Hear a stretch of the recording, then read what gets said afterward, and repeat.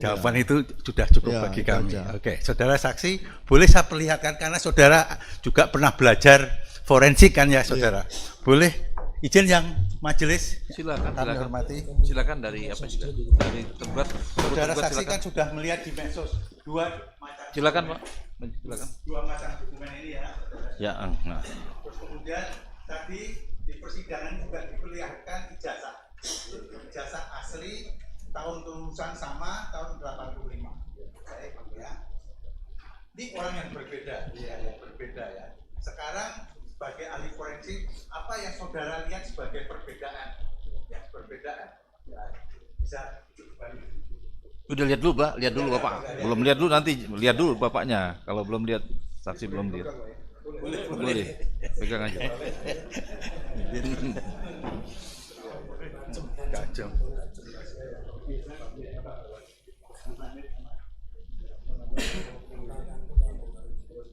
Ya, tak sambung ya. Ya, gas. Tekanan lagi. Nah, ini.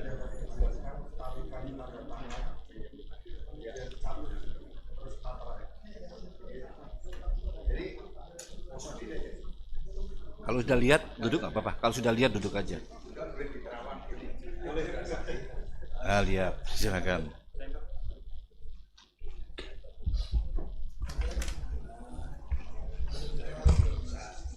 Ya. Ya. Ya. Ya. Jadi kalau saya lihat di sini, ini ada semacam hologram ya. Hologram sebelah kiri nih ya. Nah, ya. Hologram. Kemudian materai yang tadi saya lihat kan 100 Ruh. Tapi di sini 500 ya. Tahun sama ya. Nah, ya beda. Kemudian ya, kalau cap ini kan perlu pemeriksaan khusus nanti ya, situ ya. Kemudian tanda tangan sepintas tarikan. Jadi tanda tangan itu dilihat identik atau tidak. Ya. Itu dilihat dari beberapa titik-titik tertentu, tarikan itu berbeda seperti Ya. itu. Sehingga Ya. ini baru petunjuknya. Ya, betul. Alat bukti nomor 4 kan petunjuk tadi. Ya. Nah, ini bisa menjadi suatu saat kalau memang dilakukan penyidikan ya ini menjadi barang bukti yang dari KPU tadi Ya. untuk diperiksa dengan yang ini, Oke. yang asli tadi. Ya. Itu untuk pembanding seperti itu saja. Oke, baik. Itu saja ya. Oke, baik. Terima kasih. Nanti akan dilanjutkan oleh kawan-kawan. Ada pertanyaan lagi. Tadi Iya. saudara saksi meminta izin kepada yang terhormat majelis hakim apa boleh dipegang. Iya. Ya. Dalam suatu gelar perkara ya juga ada larangan tidak boleh memegang ya. Itu bagaimana pengamatan saudara saksi? Ya, Kok tidak boleh memegang? Tunjukkan nggak boleh pegang. jadi sama dengan kalau ada kejadian di TKP, Ya. seharusnya ya saya sering studi ke Arizona dulu. Ya.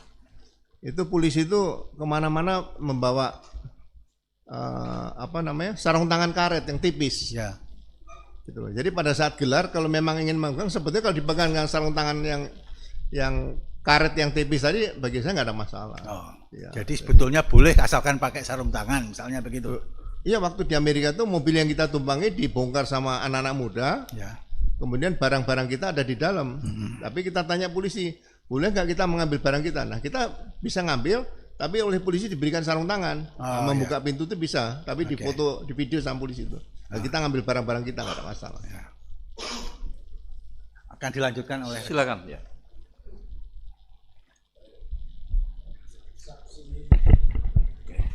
Saksi tadi menjelaskan bahwa penghentian penyelidikan itu bertentangan dengan KUHAP.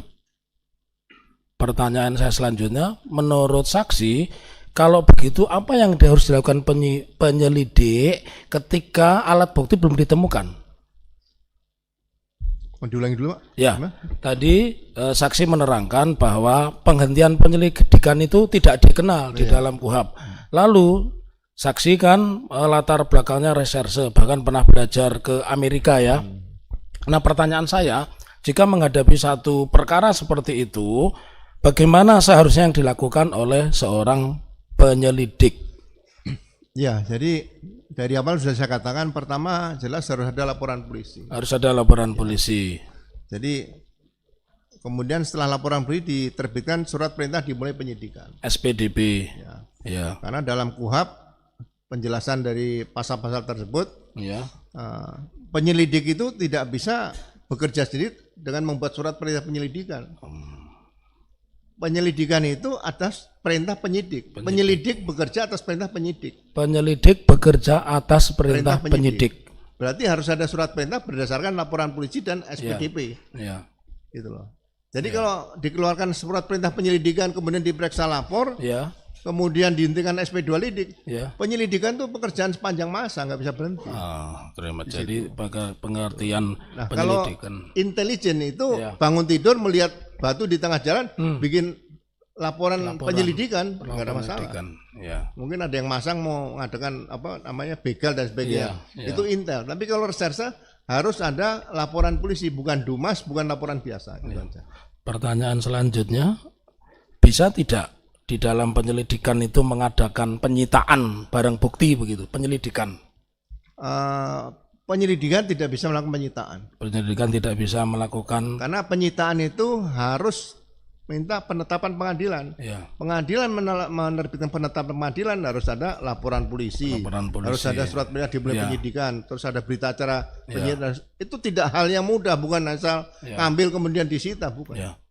Tadi ditanya rekan kami dan oleh majelis hakim, saksi menerangkan mengikuti perkembangan tentang ijazah. Apakah saksi mengikuti berita bahwa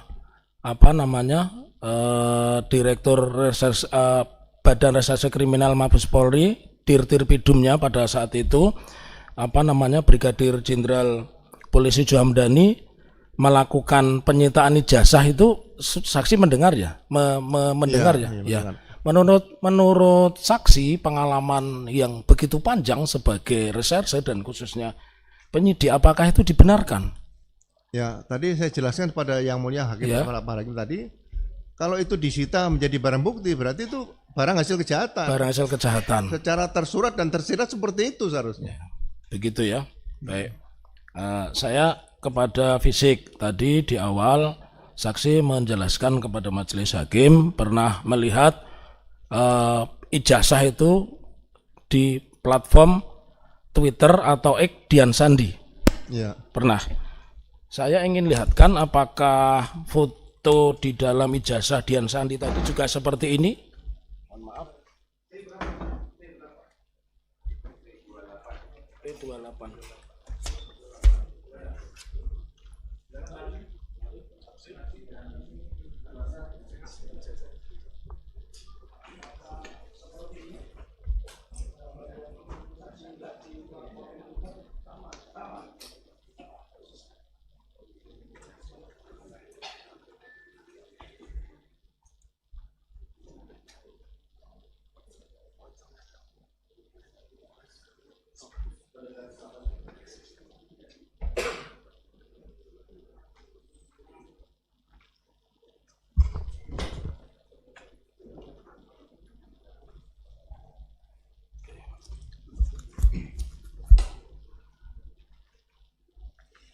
Baik, kami lanjutkan kembali bahwa tadi kepada saksi kami tunjukkan tentang gambar di buku reuni. Jadi saksi belum pernah lihat buku reuni ya, baru hari ini ya. Belum, baru hari. Belum hari, tapi gambarnya sama, Sama. sumbernya sama.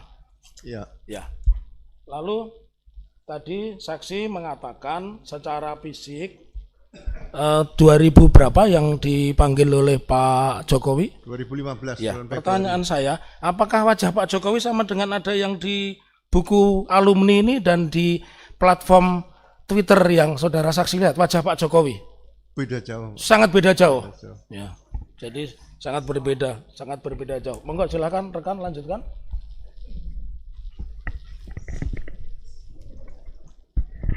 Izin Jenderal. Selanjutnya kami panggil saksi. Tadi sudah ditanyakan oleh rekan-rekan kami untuk tentang masalah penyitaan. Jadi menurut saksi, dalam kepolisian itu ketika sudah ada penyitaan, itu apakah tidak boleh ditunjukkan kemana-mana? Atau boleh? Karena dalam pemberitaan yang kita ketahui, ketika itu barang yang begitu diributkan berupa ijazah ini katanya sudah dipegang oleh kepolisian, tetapi di dalam berita lain kemudian ada seseorang politisi itu datang ke rumah dan melihatnya.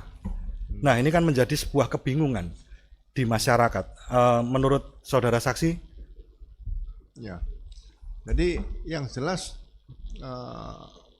kalau itu di dokumen yang ijazah tadi sudah disita oleh penyidik atau kepolisian, berarti ada dugaan dokumen itu adalah barang bukti. Menjadi barang bukti. Untuk menyita barang bukti, karena ini kan bukan tertangkap tangan nih, ya kan? Bukan hot pursuit, jadi tetap meminta penetapan pengadilan dulu. Nah, minta penetapan baru disita barang ini. Jadi ini dilema bagi saya, kalau sudah di tangan polisi itu bukan barang, namanya barang bukti seperti itu. Itu yang mungkin harus ditegaskan kepada masyarakat. Jadi sekali lagi jangan main-main seperti menyatakan dokumen sudah disita sebagai barang bukti atau dokumen hanya dititipkan. Ini Polri bukan kantor titipan seperti itu. Polisi ya kantor polisi, tempat penegak hukum di situ. Baik, terima kasih saksi. Kami lanjutkan. Seperti yang kita ketahui dalam perkara atau polemik ijazah ini, kita sudah mendengar berita bahwa Bareskrim mengadakan konferensi pers dan lain sebagainya yang menyatakan bahwa ijazah tersebut asli. Tetapi yang menjadi pertanyaan dari masyarakat, tentunya kami juga, adalah bagaimana pembuktian sampai kepada dokumen itu dinyatakan asli. Apakah dalam hal tersebut Bareskrim juga harus membuka, dan apakah proses pengujiannya apakah melalui carbon dating atau mungkin melalui pengujian tinta atau melalui pengujian kertas dan lain sebagainya. Karena yang dalam persidangan ini sudah kami tunjukkan berkali-kali bahwa ada ijazah yang formatnya berbeda. Begitu. Yang pertama itu, terus kemudian yang kedua, apakah dalam menegakkan keadilan, mohon maaf, Bareskrim seperti yang kita lihat dalam berbagai macam konferensi pers, ketika ada tawuran ya yang ditunjukkan adalah senjata tajamnya, bukti-buktinya. Tetapi yang menjadi pertanyaan adalah ketika Bareskrim mengadakan konferensi pers itu tidak menunjukkan ijazah aslinya yang katanya, mohon maaf, sudah menjadi barang bukti. Dua itu, saksi. Iya, bagi saya beda dengan uang palsu ya. Kalau uang palsu kan bisa ditunjukkan kepada publik. Makanya penyidikan berkaitan dengan dokumen ijazah yang diduga palsu tadi, yang jelas harus diawali dengan laporan polisi. Kemudian ada surat perintah dimulai penyidikan. Kemudian sudah ada pemeriksaan beberapa saksi-saksi. Saksi-saksi itu mungkin rektor UGM juga dipanggil sebagai saksi, wakil rektor, dekan, kemudian beberapa dosen yang pernah mengajar di situ tahun berapa, dari 80 sampai 85 diperiksa juga. Mungkin karena sudah usia bisa diperiksa di sana. Nah, kemudian kalau itu sudah diperiksa semua, baru keterangan ahli dimintakan juga. Jadi tidak perlu buru-buru harus disampaikan kepada publik bahwa ini ijazah ini sudah dinyatakan asli, karena polisi juga tidak bisa menyatakan asli atau palsu. Seperti masalah merek. Merek itu polisi tidak bisa menyatakan ini mereknya asli palsu, harus digugat di pengadilan niaga seperti itu. Jadi ya hakim ya harusnya nanti membuktikan di situ. Jadi bagi saya ada kondisi keterburu-buruan untuk bisa menyatakan di depan publik bahwa ijazah ini asli seperti itu, karena pekerjaan polisi dalam penyidikan itu bukan pekerjaan yang mudah, pekerjaan yang sangat sulit bagi saya. Kami lanjutkan. Dalam perkara ini, Kepolisian Negara Republik Indonesia adalah sebagai tergugat.